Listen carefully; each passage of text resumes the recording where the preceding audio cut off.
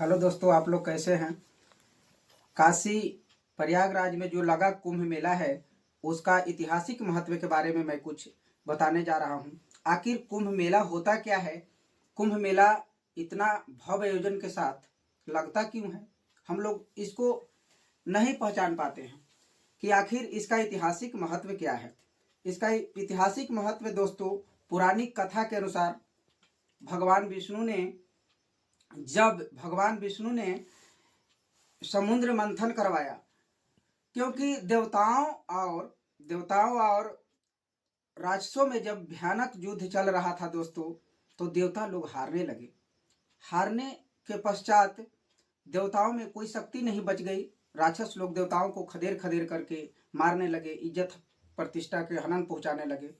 तो देवता लोग ने एक रास्ता निकाला कि हम लोग करें क्या। तो कहा गया है दोस्तों, कालों का काल विष्णु भगवान उनको याद आई।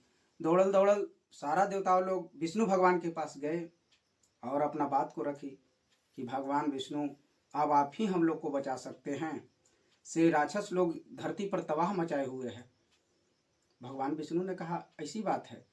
एक कहावत है दोस्तों कि जब जब हो ही धर्म की हानि, बाढ़ ही असुर अधम अभिमानी, तब तब प्रभु लिहे विविध शरीरा, हर ही कृपा निधि संजन पीड़ा।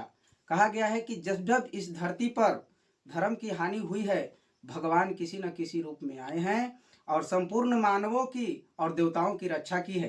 भगवान विष्णु बस देरी क्या था, उन्होंने राक्षसों को मना करके तरह तरह के प्रयास करके समुद्र मंथन का उपाय बताया। समुद्र मंथन के उपाय सुनकर राक्षस लोग चकित रह गए कि आखिर बात क्या है। विष्णु से उन लोग शुरू से ही नफरत करते थे कि लगता है विष्णु का कोई ना कोई चाल होगा, लेकिन भगवान विष्णु कहाँ मानने वाले थे, उसको मनाए।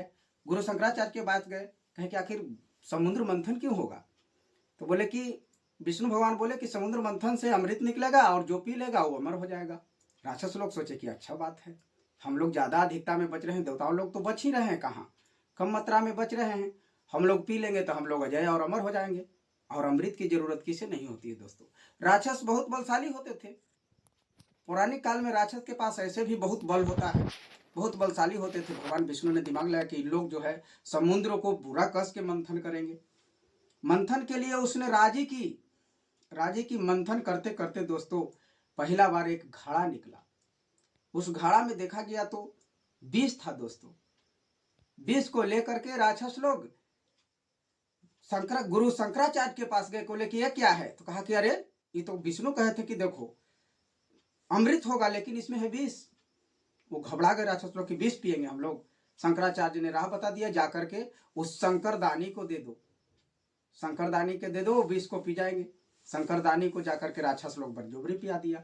शंकर भगवान काले हो गए। विष को पचाने के क्षमता एक मार्ग धरती पर उन्हीं के पास था।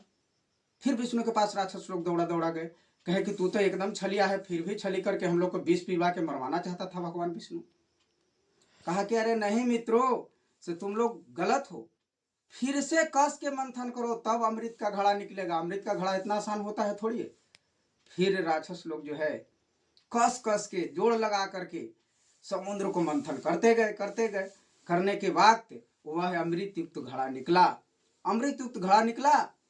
उसी समय एक और शक्त जो इंद्र का बेटा था जयंत, उस घड़ा को आकाश से आकर के लेकर के घड़ा का गायब हो गया। वो घड़ा गायब तो हो गया दोस्तों, लेकिन देवताओं में यहाँ 12 दिन तक शीत युद्ध चलता रहा, देवताओं और राक्षस में, कि आखिर विष्णु भगवान क्या कराया, उसको पकड़ के लाएंगे जयंत को।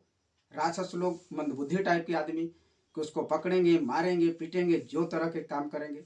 वह घड़ा के छीनने के लिए पूरा आकाश में राक्षस लोग दौड़ पड़े। उसी से छलक करके 4 बूंद धरती पर हरिद्वार, उज्जैन और नासिक और प्रयागराज में दोस्तों एक एक बूंद जो है घड़ा से गिर गया। वही गिरने के बाद जो है नदी का प्रवाह हो गया। उस नदी में मिश्रित बूंद जो है अमृत का स्वरूप ले लिया दोस्तों। इसी के पुरानी कथा के अनुसार याद में लोग महाकुंभ मेला का आयोजन करते हैं। कुंभ का अर्थ होता है घड़ा और मेला का अर्थ होता है दोस्तों चलना फिरना। चलते बस स्वभाव से, सुख से। और यह 12 दिन देवताओं में युद्ध चला। वही 12 दिन जो हो गया दोस्तों 12 वर्ष। प्रत्येक 12 वर्ष पर भारत के 4 जगहों पर कुंभ मेला का आयोजन किया जाता है। और 144 वर्षों के बाद जब 144 वर्ष हो जाता है, यानी 12 वर्ष मिलकर के 12 है 44 144 वर्ष जो हो जाता है, उसे महाकुंभ मेला का नाम दिया गया।